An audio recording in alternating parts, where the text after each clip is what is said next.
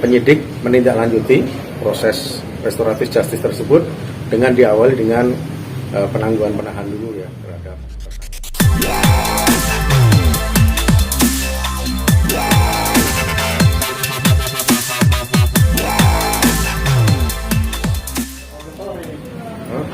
ini tugas panggilan negara. Apa sih? Oke, ya Ralim. Ya Pak, apa nih? Pak, bisa dijelaskan sedikit Pak terkait kasus Safas Fresh dan Atta Halilintar ini katanya sudah dapat laporan terus kapan melaporkan? Ya, buka ya, nggak apa-apa ya. Jadi beberapa saat yang lalu kan kita tahu ya bahwa ada pelaporan yang dilakukan oleh saudara Atta Halilintar kepada saudara Safas terkait dugaan tindak pidana pencemaran nama baik, penghinaan, fitnah, pemerasan dan lain sebagainya. Kemudian kita sangkakan dengan pasal dengan undang-undang ITE ya. Kemudian setelah melalui proses penyelidikan dan penyidikan, kita memperoleh bukti yang cukup bahwa peristiwa tersebut merupakan peristiwa pidana sebagaimana yang pasal yang kita sangkakan. Maka kita segera melakukan menetapkan saudara Safas selaku tersangka, kemudian kita lakukan penahanan. Namun perkembangan kemudian ternyata saudara Atta Halilintar yang selaku korban atau pelapor dari peristiwa tersebut berbaik hati ya, sehingga melakukan pencabutan laporan polisi termasuk melakukan perdamaian terhadap pihak yang disangkakan telah melakukan tindak pidana tersebut. Akan adanya hal tersebut, maka kita melakukan upaya-upaya tindak lanjut, terutama di bidang ITE ini. Kita juga diberikan wadah atau sarana berupa restoratif justice ya, yaitu wadah untuk menyelesaikan sengketa selisih itu melalui kekeluargaan, musyawarah dan lain sebagainya. Namun untuk memperoleh atau untuk proses restoratif justice sendiri juga tidak begitu saja, karena harus ada proses yang dilalui. Selain proses yang utama adalah korban atau pelapor mencabut laporan, kemudian memaafkan pelaku ya.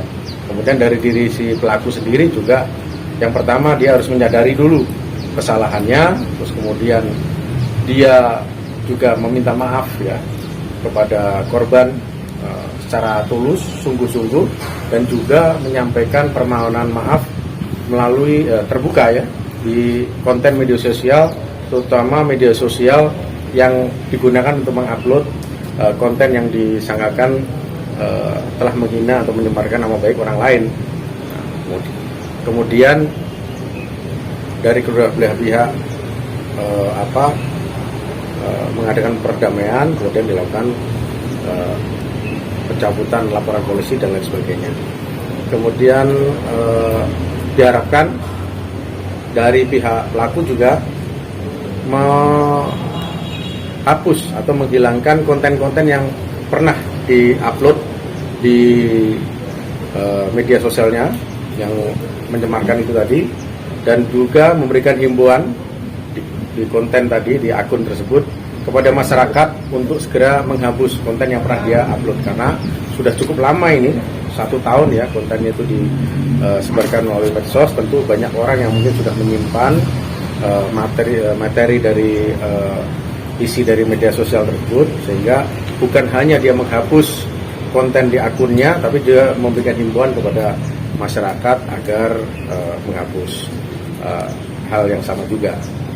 Nah, setelah kegiatan tersebut, maka penyidik menindaklanjuti proses restoratif justice tersebut dengan diawali dengan penangguhan penahan dulu ya terhadap tersangka. Kemudian untuk tindak lanjut proses dari berkas perkara sendiri akan dilakukan gelar perkara tersendiri. Namun demikian, proses awalnya setelah semua dilalui ya, persyaratan baik dari sisi korban, dari sisi pelaku, kemudian dari sisi formil di penyidikan, baru kemudian kita tindak lanjut dengan penangguhan penahanan, dan selanjutnya nanti dalam berkas perkaranya kita lakukan gelar perkara ulang, akan tindak lanjutnya seperti apa, apakah SP3 atau dilanjutkan atau memang restoratif justice tersebut bisa kita laksanakan dengan hal-hal yang atau dengan persyaratan yang sudah saya sebutkan tadi.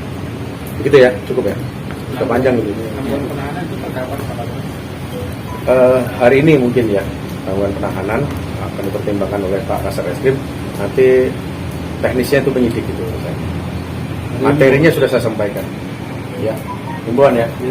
Ya, himbauannya begini, bahwa peristiwa Saudara Atta dengan Saudara Safas ini bisa menjadi pembelajaran bagi masyarakat, di mana kita harus bijak menyampaikan atau menginformasikan di media sosial, karena konten-konten atau isi materi dalam akun media sosial tersebut bisa jadi merugikan orang lain, mencemarkan nama baik orang lain, bahkan lebih tajam lagi jika konten tersebut mengandung pemerasan dan lain sebagainya. Maka masyarakat mohon kiranya bisa memberikan atau menyampaikan isi dari media sosial tersebut hal-hal yang baik, karena bisa berefek hukum baik dari dirinya sendiri maupun keluarga maupun orang sekitarnya. Itu aja sih.